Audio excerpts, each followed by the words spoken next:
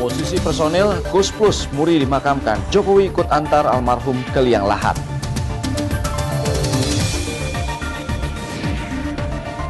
Hati-hati belanja pada pedagang kaki lima di Bandung, Jawa Barat. Anda bisa didenda Rp1 juta.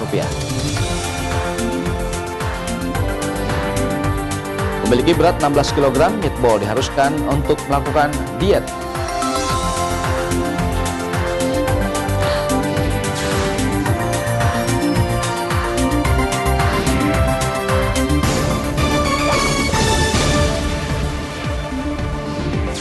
Selamat petang, saudara. Koleksi satwa kebun binatang Surabaya, Jawa Timur ditemukan kembali tidak bernyawa. Dalam 2 hari, 3 satwa mati. Selengkapnya saksikan di Liputan 6 Petang, saya Joy Astro.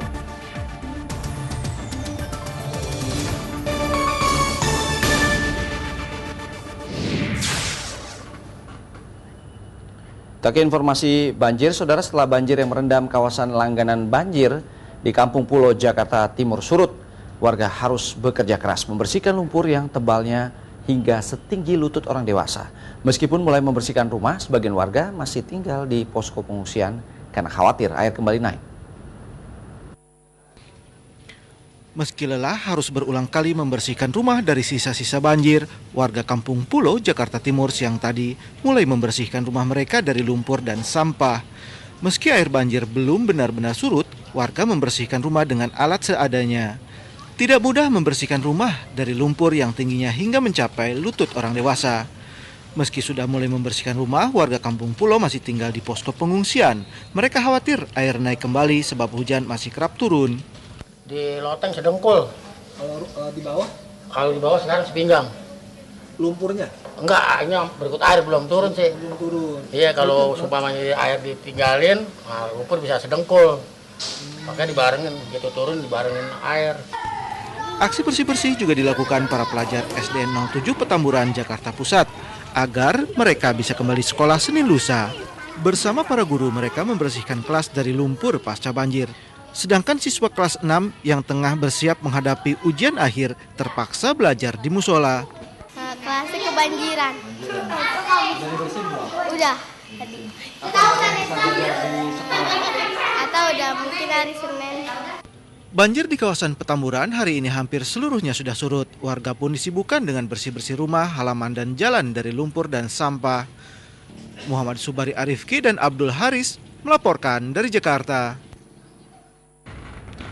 Ya, saudara, pasca banjir bandang dan tanah longsor di Pujon, Malang, Jawa Timur hingga siang tadi masih membuat macet arus lalu lintas utama Malang Kediri, Jawa Timur. Sementara itu, saudara, 1 orang korban tewas akibat musibah ini ditemukan, namun belum diketahui identitasnya. Inilah kondisi jalur utama Malang Kediri di wilayah Pujon, Kabupaten Malang. Pengendara bermotor harus ekstra hati-hati saat melintas karena permukaan jalan tertutup lumpur material tebing longsor.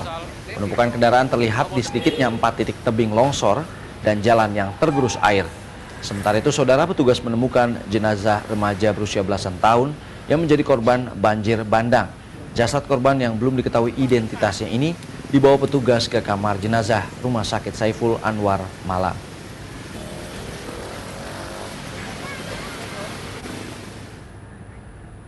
Kita ke informasi lain, saudara. Hanya 1 hari setelah kijang koleksi kebun binatang Surabaya mati, hari ini 1 lagi koleksi KBS, yaitu seekor komodo jantan ditemukan mati di dalam kandang peraga. Selain itu, saudara, seekor rusa bawean juga ditemukan mati setelah sebelumnya kaki rusa diamputasi karena patah. Satwa koleksi kebun binatang Surabaya, Jawa Timur yang mati terus saja bertambah. Setelah kemarin kijang yang sedang hamil ditemukan mati dengan mulut berbusa, seekor komodo berusia 7 tahun siang tadi ditemukan mati di dalam kandang peraga dengan lidah terjulur. Polisi yang tiba di lokasi langsung melakukan olah TKP di dalam kandang komodo jantan ini. Ya, tapi belum pasti mati atau enggak ya tadi waktu. Lemas. Oh, lemas ya. Masih hidup berarti ya. Lemas ya, sakit gerak-gerak. Ya enggak, tapi masih lemas gitu. Otaknya gede, Mas. Terus diketahui mati total, mati budget jam 10.55. Untuk memastikan penyebab kematian satwa langka ini, bangkai komodo langsung dibawa ke ruang otopsi kebun binatang Surabaya. Kita ingin mengetahui apakah kematian hewan ini wajar atau tidak. Kita lakukan uji terhadap toksikologinya. Selain itu, seekor rusa bawean koleksi KBS juga ditemukan mati setelah sebelumnya kaki rusa diamputasi karena patah saat melompat dari kandangnya. Sementara kemarin seekor kijang ditemukan mati. Dari hasil otopsi sementara kijang mati akibat kelainan janin. Sedangkan keluarnya busa dari mulut kijang belum bisa dipastikan apakah hal itu karena keracunan atau sebab lain. Data pengelola KBS menunjukkan sekitar 130 satwa mati selama 9 bulan terakhir. 7 Januari lalu, seekor singa Afrika berumur 1,5 tahun bernama Mikael ditemukan mati tergantung di kandangnya. Banyaknya satwa yang mati mengundang kritik dari pecinta binatang yang menyebut KBS sebagai kebun binatang kematian. Rahmat Hidayat melaporkan dari Surabaya. Kita ke Jawa Barat, Saudara. Berhati-hatilah Anda saat berbelanja di pedagang kaki lima di Bandung. Mulai 1 Februari 2014 ini pemerintah Kota Bandung memberlakukan denda sebesar Rp1.000.000 bagi siapapun yang berbelanja dari pedagang kaki lima di 7 titik zona merah di Kota Bandung. Hari ini Perda nomor 4 tahun 2011 yang melarang masyarakat membeli sesuatu dari pedagang kaki lima di Kota Bandung resmi diberlakukan. 7 titik zona merah atau lokasi pemberlakuan denda sebesar Rp1.000.000, yakni Jalan Kepatihan, Alun-Alun, Jalan Asia Afrika, Jalan Oto Iskandar Dinata, Jalan Dalam Kaum, Jalan Dewi Sartika, dan Jalan Merdeka. Tujuannya agar pejalan kaki bisa nyaman dan aman saat berjalan di trotoar, serta menjaga ketertiban lingkungan. Mau dagang di pinggir jalan, cuman harusnya ya lebih dirapiin lagi. Nah, untuk mengefektifkan perda ini, pemerintah Kota Bandung menurunkan petugas Satpol PP di 7 titik zona merah. Para pedagang kaki lima juga telah direlokasi ke kawasan Gede Bage, namun sayangnya dinilai sepi pembeli. Saya minta ke pemerintah ya, yang dekat-dekat aja seperti di ITC, kan di ITC banyak yang kosong. Masih banyak yang kosong, terus tempatnya juga sekilas saya lihat masih banyak itu. Jadi berhati-hatilah Anda saat berbelanja bila tidak ingin terkena denda. Tim Liputan 6 SCTV melaporkan. Ya, Saudara, polisi masih mengidentifikasi korban bus yang terbakar di Sijunjung, Sumatera Barat. Proses identifikasi dibantu tim Disaster Victim Identification atau DVI Mabes Polri.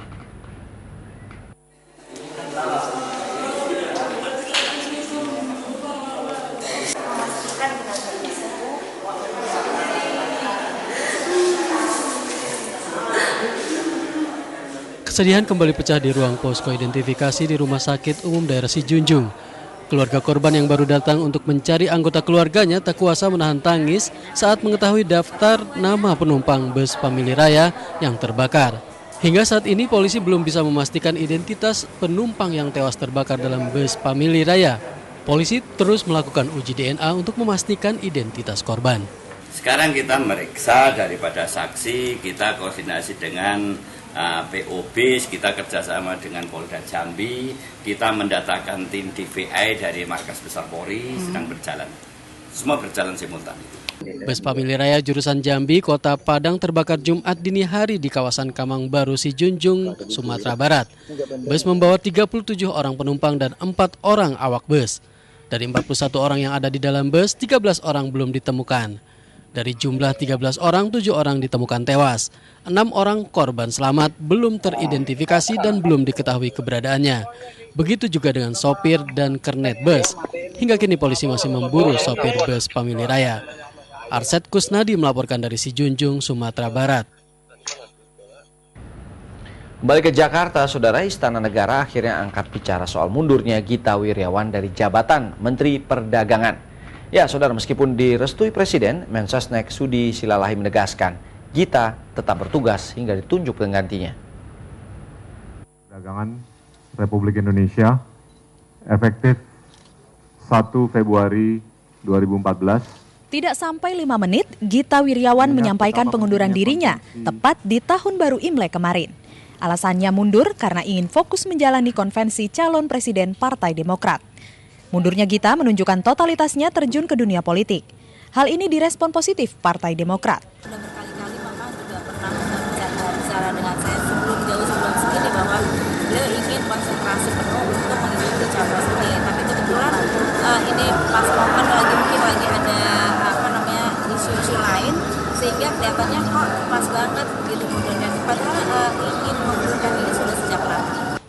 Hari ini di kantor Presiden, Menteri Sekretaris Negara Sudi Silalahi menegaskan Presiden menyetujui mundurnya Gita. Namun Gita harus tetap bertugas hingga Presiden mengangkat penggantinya.